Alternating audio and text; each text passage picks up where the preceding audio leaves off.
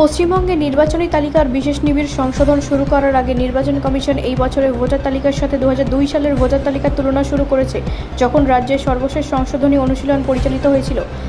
ম্যাপিংয়ের প্রক্রিয়াটি রাজ্যের প্রতিটি নির্বাচন জেলায় ইসি দ্বারা করা হচ্ছে। ইসির সূত্র জানিয়েছে যে এখনও পর্যন্ত তারা 7টি জেলায় ম্যাপিং সম্পন্ন করেছে এবং দেখেছে যে 2025 সালের তালিকার 40% থেকে 45% নাম 2002 সালের তালিকার সাথে মিলছে না। ঝাড়গ্রাম জেলার দুটি ভোটার তালিকায় মাত্র 51.36% নাম মিলেছে।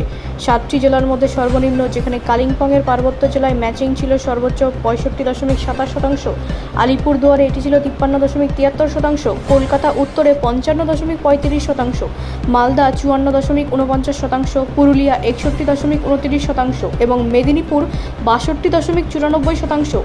বড় এবং জনবহুল জেলাগুলি হলো দক্ষিণ এবং উত্তর 24 পরগনা, কলকাতা, দক্ষিণ এবং নদিয়া। এই 4টি জেলায় আমাদের দেখতে হবে কত শতাংশ তথ্য মিলবে।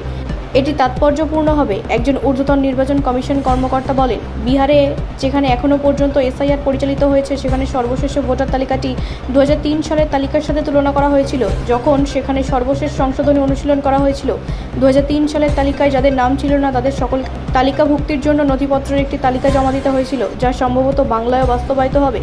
দুর্গাপুজোর পর এসআইআরের প্রস্তুতি পর্যালোচনা করতে পশ্চিমবঙ্গ সরকারি উপনির্বাচন কমিশনার জ্ঞানেশ ভারতী সমস্ত জেলা ম্যাজিস্ট্রেটদের 15ই অক্টোবরের মধ্যে ম্যাপিং প্রক্রিয়া সম্পন্ন করার নির্দেশ দিয়েছিলেন। তবে মাত্র 7টি জেলা এই প্রক্রিয়া সম্পন্ন করতে সক্ষম হয়েছে। রাজ্যে ধারাবাহিক উৎসবের কারণে এই প্রক্রিয়া সাময়িকভাবে বন্ধ হয়ে গেছে এবং নির্বাচনী তালিকায় এসআইআর এখন সম্ভবত নভেম্বরে শুরু হবে, নির্বাচন কমিশনের সূত্র জানিয়েছে। রাজ্যে ধারাবাহিক উৎসব উদযাপনের সময় নির্বাচন কমিশন কর্তৃক তাড়াহুড়ো নিয়ে প্রশ্ন তোলার কয়েকদিন পরেই এই মাসে নির্বাচন কমিশনের এসআইআর বন্ধ করার সিদ্ধান্ত নেওয়া হলো। তিনি নির্বাচন কমিশনকে বিজেপির রাবার স্ট্যাম্প হিসেবে কাজ করার অভিযোগ করেছিলেন। ব্যুরো রিপোর্ট, রাষ্ট্রীয় প্রসার বাংলা।